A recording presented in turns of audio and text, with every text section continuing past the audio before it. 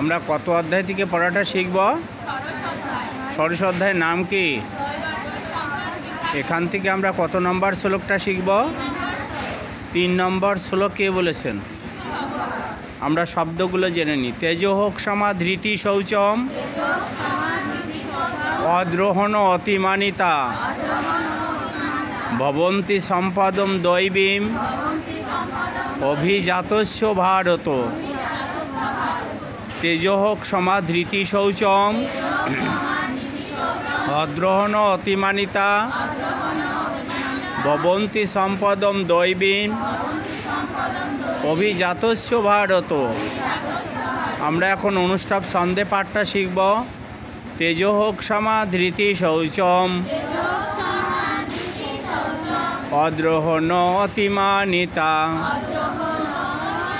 ভবন্তি সম্পদম দৈবীম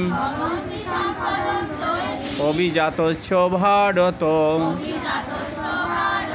তেজোহোক সমাধৃতি শৌচম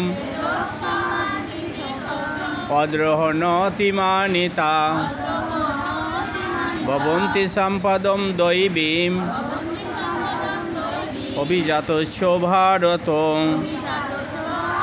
শ্রী ভগবান বললেন,